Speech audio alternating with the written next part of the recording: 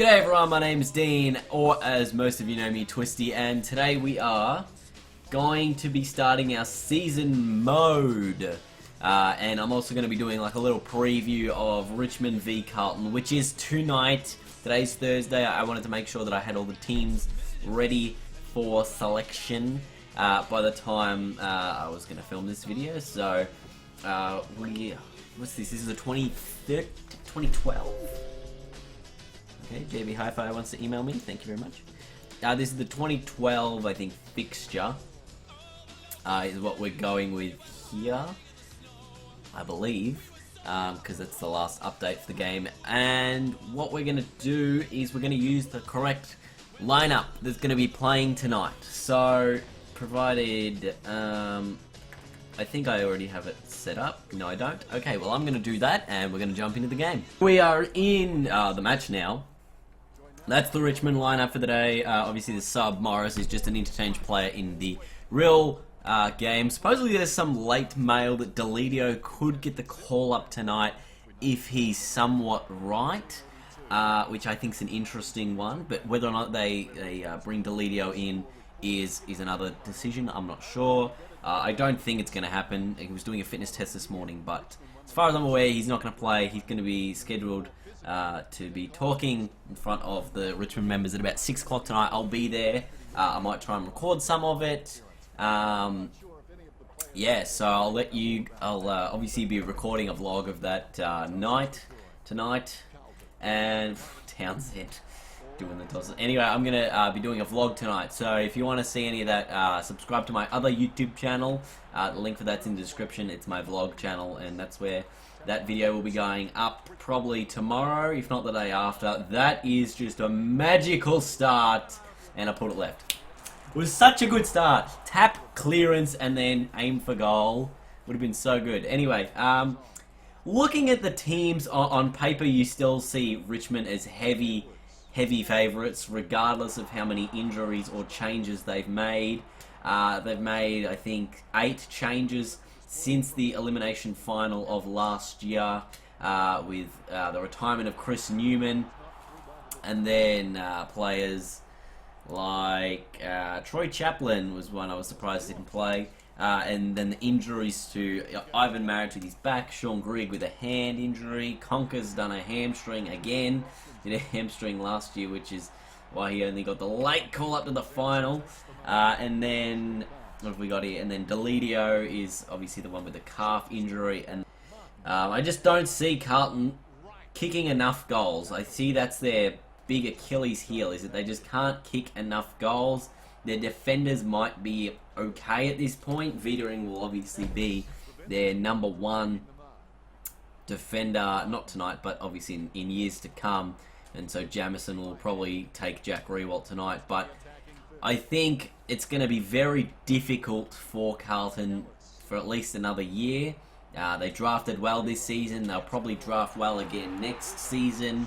Get a few early picks, but it's going to be very interesting. I don't think that anyone can see Carlton winning this game. I mean, they say they're a sneaky chance, and the reason that Carlton is a sneaky chance is because Richmond is Richmond. And there is this assumption that Richmond can lose to even the worst side on any given day, regardless of how good or bad they may have performed the week beforehand. Mark Murphy, he was on. Mark Murphy was on AFL 360 the other night, and they were asking him, "Do you like mind games?" And Murphy was like, "Yeah, I don't mind them." And then they were like, "Well, you're going to remind Trent Cotchin of how poor his performance was in the final if you cross paths with him that night." And then he's like, "Oh, well, I might." And so obviously you think he'll probably say that, and then he's like, "Oh yeah," and then Koch can just tell me that we haven't been there for the last bloody few years. So I think the 10-meter rule is going to be very much on display tonight, and you'll see a few teams, or you'll see obviously Richmond and Carlton, but you'll see a lot more fluent ball movement going through the sides, and just maybe some 50s. I think there's an extra 1 50-meter penalty on average given now that they've had the 10-meter rule brought in for the last 3 weeks. But yeah, I think it's a good rule. I think it'll make the game more free-flowing, which is supposedly what they define as attractive football these days. I don't really care as long as my team wins. But, you know, sometimes I'd like a close game, but I hate a close game where we lose. I feel like everyone's probably the same. It's like, you want to see a good game, a good contest, but at the end of the day, you want your team to just storm home and win. Because as a Richmond supporter, you just have heart attacks every day. For Carlton, I think the upside, you got to look at Wiedering and how he's going to go tonight, who he's going to play against, and how that's going to help his development. I think he'll probably play majority of the season, if not all of the season. Very well. And that's really going to help him. I think the last few #1 picks we've seen, they haven't played a lot of game time in their opening year. You know, Tom Boyd. Who was that the year before? Apart from like the Giants ones with not Tom Boyd, but that's deliberate. Thank you, Shane Edwards. I saw Vickery kick a goal from this spot against Hawthorn last year. It was a very nice snap around the corner, just like that one. So, over the last probably 5 years, we haven't really seen the #1 picks a lot.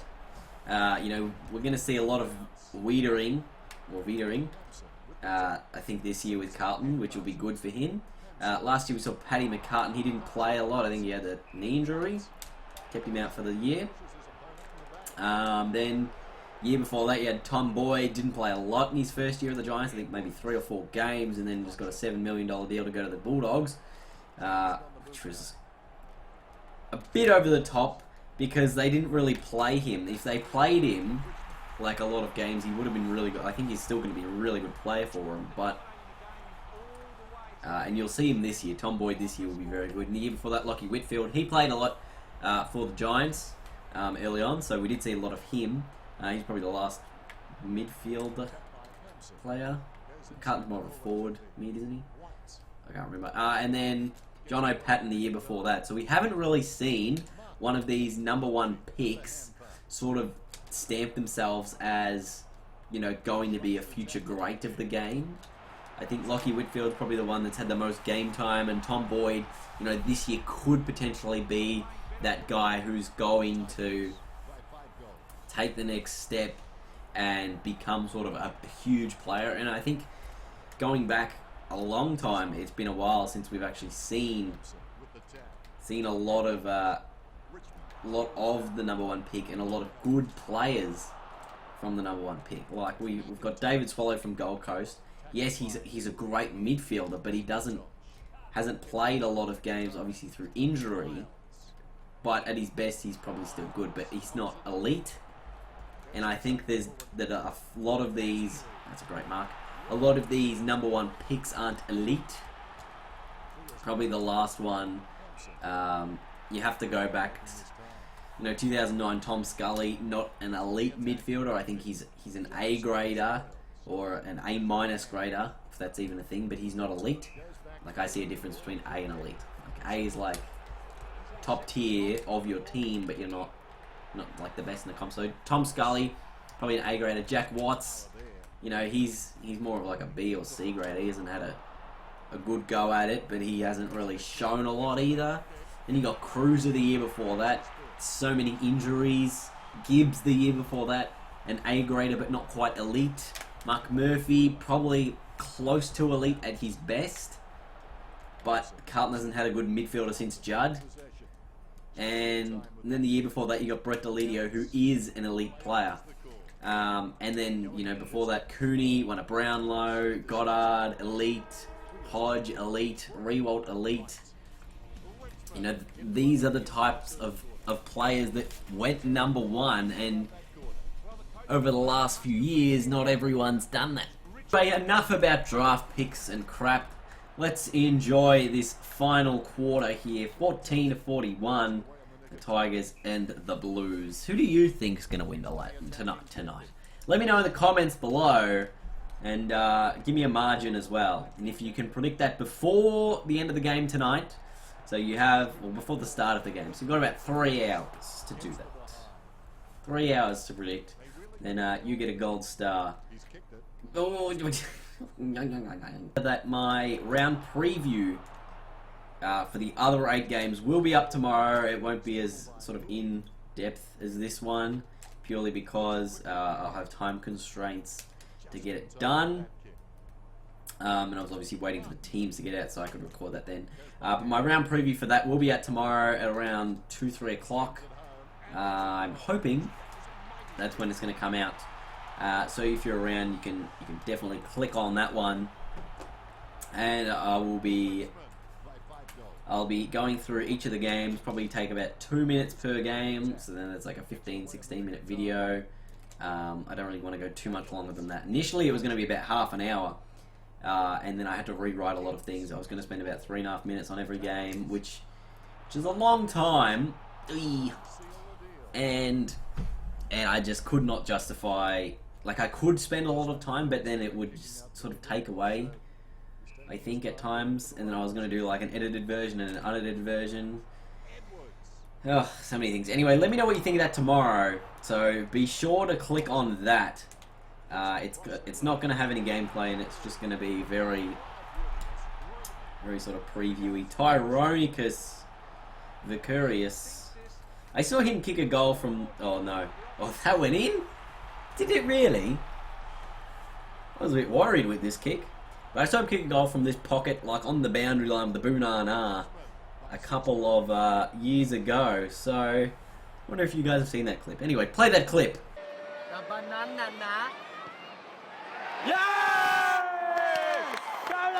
Yeah, and then tomorrow's video, you can give me your season predictions, I guess. Tell me your top 4 and things like that. Well, maybe I should do like a full season crystal ball predictions. You know? Rewalt. Who's out there? Is that Rioli? It's Lloyd. From the pocket. Oh, Tyrone. Tyrone. Oh no! You went too far. Only Vickery. But there's a couple minutes left in the game, so I don't think there's any point in implementing that. Could this roll in? Oh, the Casbolt bounce. It just sort of rolled in. We have a look here on the replay. It looks as though it's going to miss. And then right there, it just takes a little tumble and rolls through for a goal. Richmond over the line. I feel like that's going to happen tonight. This is about 40 points, which I also think is going to happen tonight. 39-point win. Dustin Martin is going to have a day out tonight. And he normally plays on Zach Tui when he plays against Carlton. So I think it's going to be a Richmond win. I think it's going to be at 4 to 8 goals, somewhere in that range. And I think we're going to see some good things be done by both Rioli and Wiedering. So that's going to be exciting to see. So thanks for watching, guys. Leave a big thumbs up. And until next time, these will be coming on Wednesday, starting next week, every Wednesday. So until then, I will see you guys.